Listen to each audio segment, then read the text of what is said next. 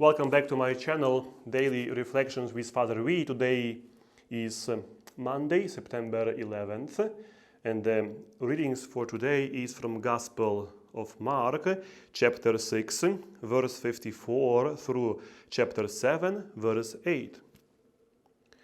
As they were leaving the boat, people immediately recognized him.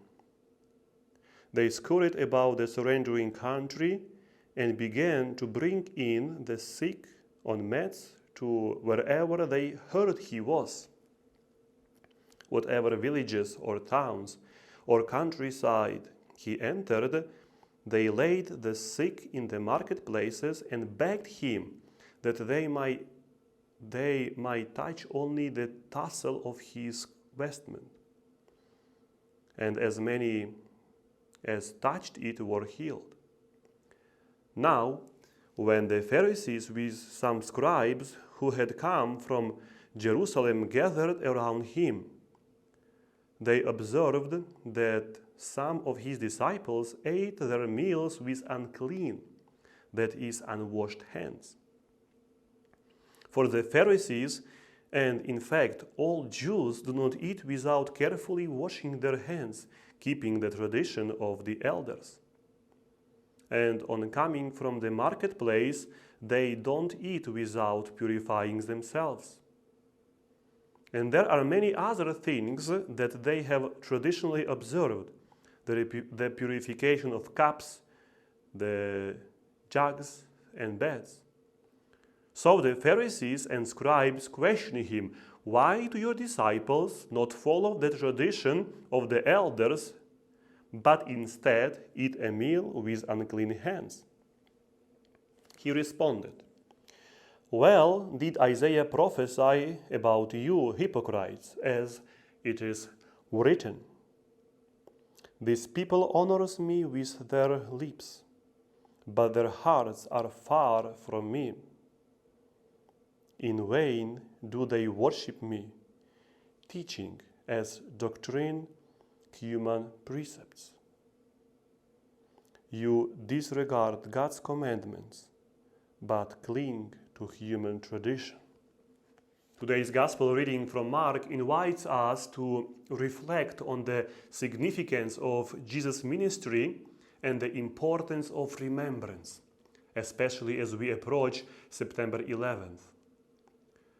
In this passage, we witness the people recognizing Jesus as they brought the sick on their mats to wherever they heard he was. They sought his healing touch, his wisdom and his presence.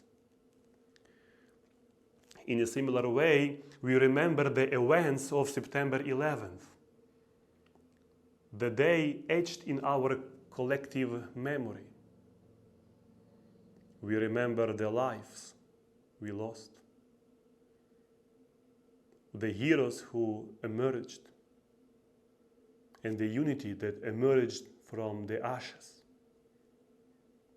Just as the people sought Jesus for healing, we sought solace in our shared grief, turning to one another for support and understanding. But there is more to this gospel than just seeking healing and solace. We see the Pharisees and scribes questioning Jesus about his disciples not following certain traditions. And Jesus responded by quoting the prophet Isaiah, "These people honors me with their lips, but their hearts are far from me." In our remembrance of September 11th, we are also called to reflect on the state of our own hearts and the hearts of our society. How have we responded to this tragedy and its aftermath? Have we truly learned the lessons of unity, compassion, and solidarity?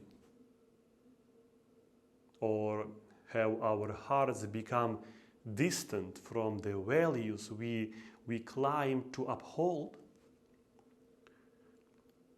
Just as the Pharisees and scribes were challenged to examine their traditions and their hearts, we too must reflect on our actions and our intentions. Are we actively working towards a world where love, compassion, and understanding prevail over hatred and division?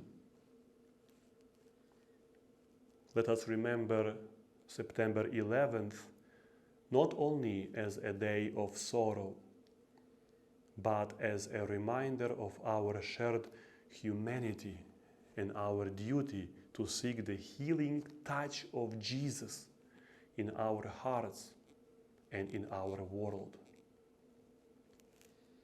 May we honor the memory of those we lost by striving for a more just, compassionate, and united society, where God's love shines through us all.